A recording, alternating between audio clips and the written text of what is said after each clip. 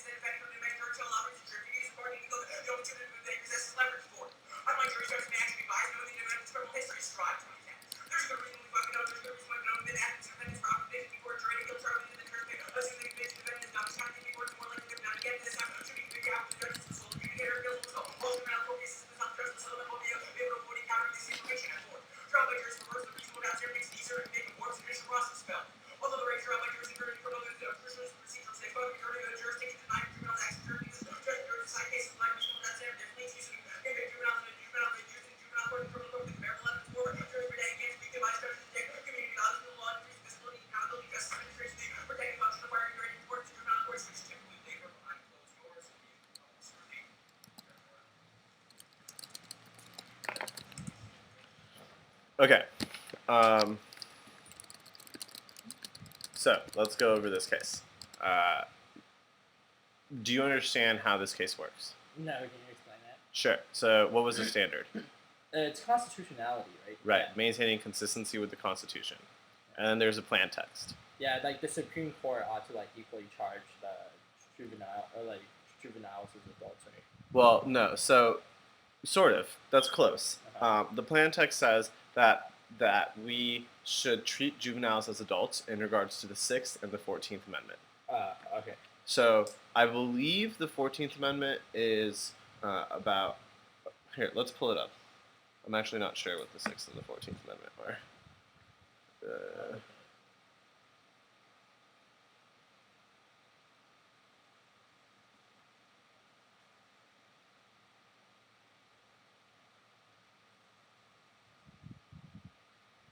Right to speedy and public trial and impartial jury. Oh, that's what the contention 2 was. Right. Yeah, the juveniles need a jury. Let me check the 14th is equal protection. 14th. What is the equal protection clause?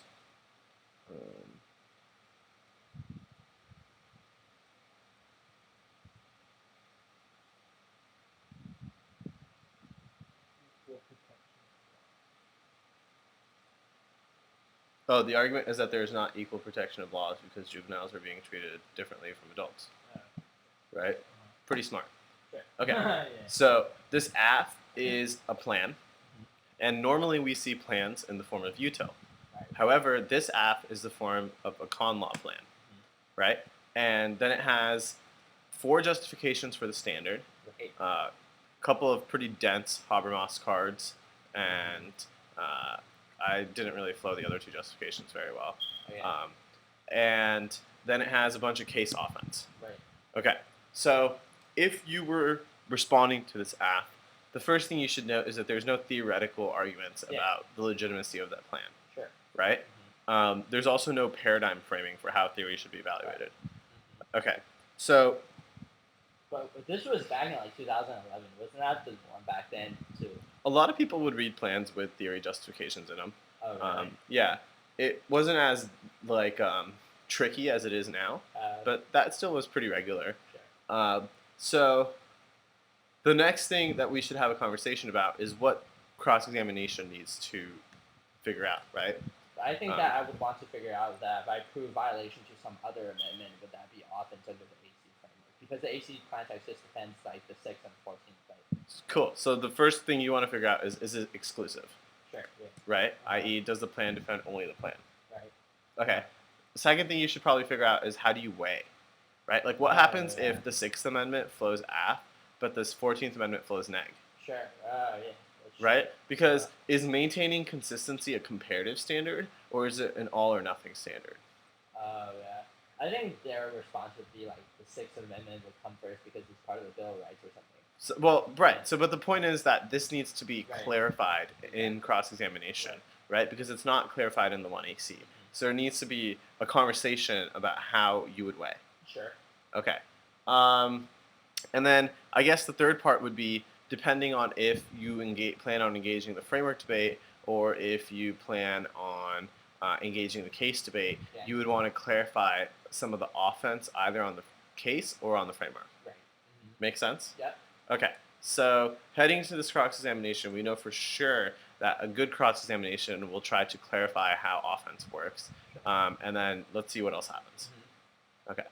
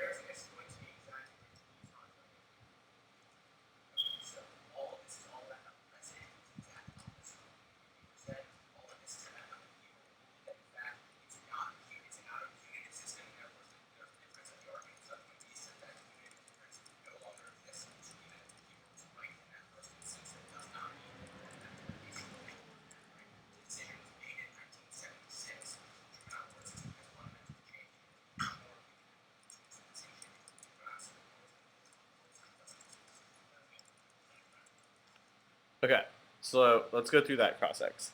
Mhm. First should be about perceptual dominance. Who was more perceptually dominant? I think your opponent, because like he definitely got a lot of speaking time in, and then like tried to continue what he was saying, even though like you started asking a question. Good, exactly. So I wasn't particularly aggressive and assertive here, right? Mm-hmm. I didn't let him completely trample over me, Right. Yeah. but he for sure was talking more during my cross-examination than an ideally dominant cross-ex would let him talk. Sure. Right? So something that we keep coming back to then is that in cross-examination, a particularly useful tool to get your opponent to stop talking is to talk louder.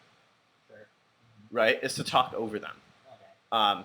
And so I not feel to like that's sort of aggressive, though. Like too for sure, aggressive. but if it's your cross-ex, you have to sort of put your foot down, Okay. right? So either you can tell them, "Can you please stop talking? Like this is my cross-examination. I'd like to ask another question now," or you can just talk over them, Sure. Okay. right? It also depends on how annoying that other person is in terms of are they doing this on purpose to just sort of get under your skin, or are they just trying to be helpful, right? Like in this round, Ben was not trying to get under my skin. Yeah, I don't think that. He was just trying to be helpful and like clear, right?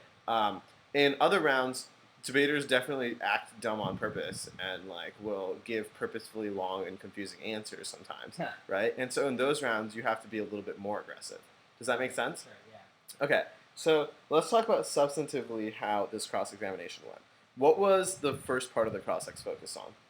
Clarifying the weighing mechanism between the Sixth and 14th Amendment. Okay, so several things of note then. First is that the standard is comparative, not violation-based, Sure. right? It's not like either you're consistent or not. It's a you can be more consistent or less consistent, right? And then he says that there could be some really better reasons why the Sixth Amendment would come first. Right. So essentially, he's saying that contention 1 probably outweighs contention 2. Sure.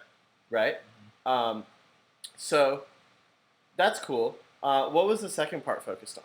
I'm not sure. It was. So the second part was focused on what happens if juries are not fair towards juveniles.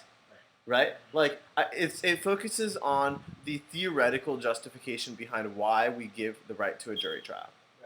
Right? But I don't understand the point of that. The Constitution literally says that you have the right to the jury trial. Why? Well, presumably the negative has some evidence that indicates that juries are uniquely biased towards juveniles compared to adults. And so the argument would be the Constitution was well justified in giving jury trials to adults because it's a great thing for adults, but it doesn't make any sense for juveniles. Oh, does the Constitution just say that only adults have a right to a jury trial? No, it doesn't make any specification. And what ended up happening is that this court case, McKeever in '76, ended up deciding that people under the age of 18, i.e., juveniles, they're not guaranteed a jury trial. Okay. So you can still get a jury trial as a juvenile, but you're not guaranteed it. It depends on that specific case. Sure. So currently in the status quo, the way it works then is that if I'm 17 and I commit a violent felony, there's a chance I get prosecuted. The person evaluating my case will just be a judge, or there's a chance it will be a jury. It depends on that specific situation, who my lawyer is, how we proceed, etc. Does that make sense? Yeah. So the second part of cross-ex focus on that. Yeah. So this probably indicates that there is substantive clash. right, that the neg has some type of evidence which indicates that juveniles have a uniquely tough time in terms of juries. Right. Okay, so this cross-examination didn't do anything to clarify in terms of plans, right? Like whether or not the plan was exclusive, i.e., like you said that something you would for sure do is ask, what if I establish other violations? Well, that would depend on me having evidence. If I don't have evidence saying that I would violate others, right, then I wouldn't ask that question. But I still think even if you don't have that evidence, it's important to ask just to confirm that the plan is exclusive. Okay. Does that make sense? Yeah. Okay. Wait, what would be the purpose of that? What would be the purpose of that to confirm the plans are exclusive? Because then if you read like plans bad or T or something like that, they can't just be like, oh, the app was whole res. Yeah, it makes sense. Makes sense? Yeah. Okay. So let's watch the one end.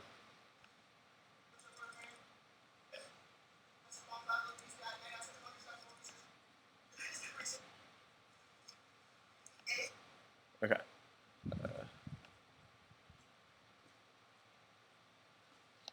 Ready? Yeah, I'm good. Wait, where's my red pen? Oh, it's right.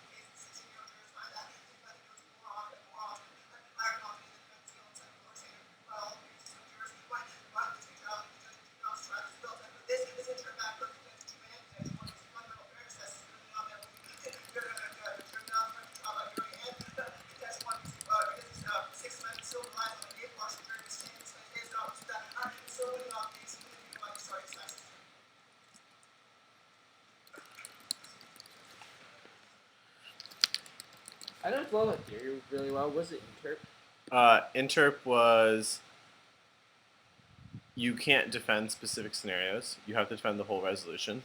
You can get offense from specific scenarios, but you can't defend only those scenarios. Okay. And then standards were 1, research burdens, Right. Yeah. 2, even playing field with 3 different warrants, 3, exclusion, and then the voter was fairness with 3 reasons. Fairness outweighs education with competing interps and no RBIs. Okay, so first thing is technically, I want you to notice that about 2.5, 3 minutes into the theory shell, there was a distinct change of speed. I got slower, and my breathing was more labored. And as soon as I stood up, that changed, i.e. when I got to the case, right? So the speed at which I started the speech was not the speed at which it was in the middle of the speech, right? That's not good. That's something that you don't want when you're spreading. You want to be able to maintain consistent speed, okay? And that's the point of the efficiency drills that we're doing as well as the speed drills we're doing. The things like holding 2 books while spreading or holding up a chair while spreading, that builds up your diaphragm strength and capacity such that halfway through the speech you won't just like start getting gassed. Okay. Does that make sense? So this round is like an actual real example of that, right? And that cost me like probably 2 or 3 arguments I could have made, especially on the standard, right? So that's the technical note. But the other technical note you should notice is that in terms of efficiency, I'm pretty efficient, right? I'm not like stumbling around here or there. Like it's clear that the efficiency is not a problem for me. The tech is not a problem for me, right? There's just the speed issue. So now let's talk about substantively. What did you think of the one end? I thought it was pretty strategic. Like running a theory also turns to the AC, which gives like you 2 ways out, and then but the 1 AR has to like though it also limits the 1 AR options. Like the 1 AR either has to fight back theory and beat the RBI, or if you don't want to, if he doesn't want to engage on the RBI debate, he has to get through substance and then theory. I think a more strategic way in this instance is just to go to the RBI because there's so many arguments being made on substance, and then there's only like 3 justifications for RBIs that he has to fight through. So I think the time allocation would be shorter if he just went on theory or RBI, or he could up layer. But I thought the way the 1 end was structured severely limits the 1 error variability. Okay, so let's go through everything you just mentioned in terms of how the 1 AR could up layer, right? It could either go hard for the RBI and beat back the shell. It could respond to the shell and go for substance, right? It could introduce a new shell, respond to the shell, and either go for substance or beat back the RBI. Wouldn't really make sense to go for a new shell and then beat back the RBI. And it could up layer via like a 1ARK or something like that. But that would be pretty tough because the NC didn't read a new framework, right? So really the 3 options are new shell, RBI shell, or shell substance, right? Now, something to keep in mind here is that scouting your opponent is really important, understanding their tendencies. Because I knew that Ben just thinks that RBIs are stupid, and Ben won't read RBIs. So really what I knew is that if I also encouraged him not to read it by preempting it in the 1 end itself with the arguments that I knew he liked best, then I knew that he would either have to read a new shell and weigh, or go for both. Yeah, that's smart. Does that make sense? So you have to understand the tendencies of your opponent. Right? Like if your opponent just thinks RBIs are stupid, like if you're debating Jackson, right? Like he's not going to go for an RBI. He's going to read either a new shell or beat you on theory and then go to substance. Does that make sense? Yeah. So those are things that you have to observe. Like when you're watching rounds, you have to observe, did your opponent go for the RBI? Could they have gone for it? Or just whoever you're watching, right? Like if you're watching 2 debaters who are both likely to be potential opponents in out rounds, or just like competitors you're concerned about defeating, these are the type of things you want to keep your eye out for. Do they have a tendency to go for the RBI? Like Tomasi, for example, last year, he didn't always go for the RBI. He wanted RBI a lot. Right, but he felt very comfortable on that debate, right? So with Tomasi, you would have to think twice before reading theory, or even beef up your no RBIs even more. Make sense? Okay. The other thing that's worthy of being noted here is that the theory shell substance in this case is pretty well fleshed out, and there's a lot of it, right? Sure. This is not a quick theory shell. This is not like a one quick standard. It's developed, and there's 3 standards, and one of the standards has 3 separate warrants, right? So Ben is going to have to invest at least some time here on the theory debate. Like, he can't quickly get rid of theory, right? There is going to have to be an extensive interp-counter-interp debate here. Right. So that's important because that forces the 1AR to engage, right? So the downside was that the 1N had to spend a lot of time reading theory, but the upside is that the 1AR is actually engaging. Does that make sense? Yeah. Okay, so now if you're the AF walking into cross-examination, what are the different conversations you think you should have? First, I have to clarify how like the substantive terms and also the arguments that you made like against my standard.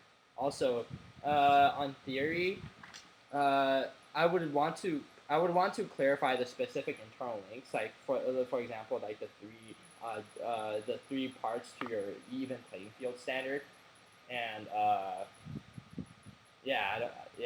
I think that's what I would do. Agreed. Okay. And so let's see. I think that's pretty good. I think the 1N strategy wasn't like particularly tricky or anything like that. Yeah. Like it was pretty clear what the 1N did, right? Yeah. It read theory and then went for case turns, and it had 2 big case turns. One was the stare decisis argument, and second was the Tang analysis. Okay. Right? And so really the 1AR knows what it has to do. So this is a 1AR that can be focused. This is a cross-examination that can be focused on the substance of arguments as opposed to much like a lot of clarification. Right. Okay, so let's see what Ben does.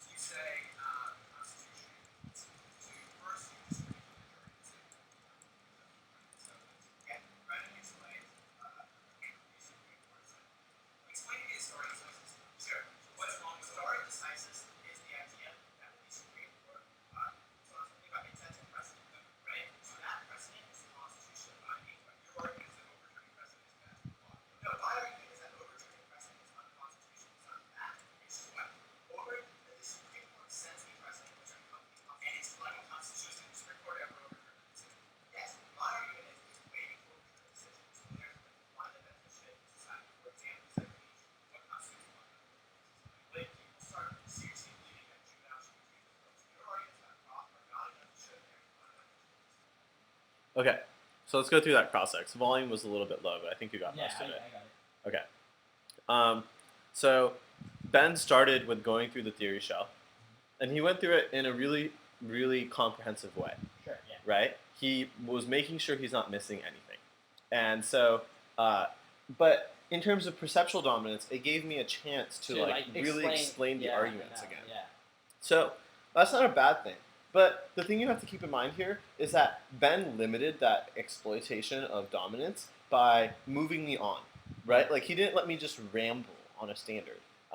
He like basically gave me 5-6 seconds per argument to explain, and then said, okay, next, okay, next, okay, next. So if you're going to do a clarification based CX, this is a really fantastic model to do one based off of. Sure. Okay. Does that make sense? Uh-huh. Okay. The next thing is, I think that the most pressing question that Ben asked actually happened at the end of CX, which was, how do you prove that there's a timeless shift that's happened, right? Because my stare decisis argument is that Supreme Court precedent says that juveniles should not be given the 16th and 14th Amendment, and that constitutionally we're required to abide by Supreme Court precedent, right? Uh-huh. And so Ben's question is, well, if we're required to abide by Supreme Court precedent, how do we ever make progress, right? Sure. And so the example I gave was with like segregation, for example. Segregation was once constitutionally okay, Right. and then it shifted, especially with Brown versus Board of Education, right? And so the point was that there had been a timeless and germane change that had happened in society at the time of Brown versus Board of Education, which justified the shift. Now, the follow-up question here that's crucial is, how do you decide what is a timeless shift? Sure. Okay. Right?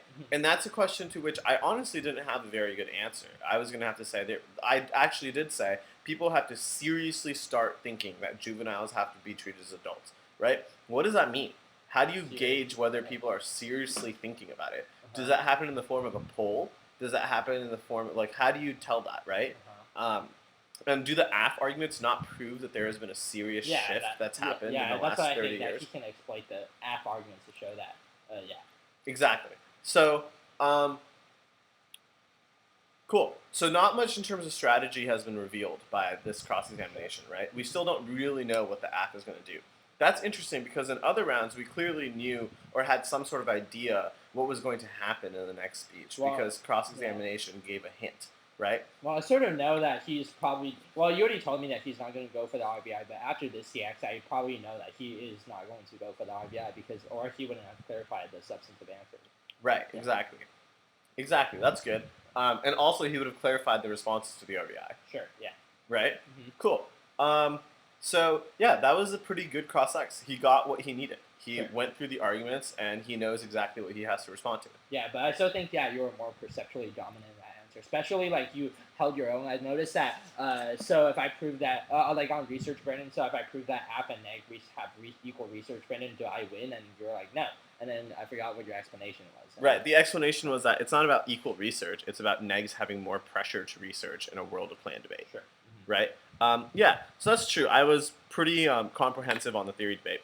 You could tell that this is an argument I felt comfortable with. Sure. We will discuss at the end of this video whether or not it was smart for me to read this theory shell as opposed to a more specific shell. This is just a generic plans Right, bad. exactly. And most people have gotten more nuanced interps now. And also most people have prep against plans bad. Yeah. Okay, so let us move forth to the 1AR.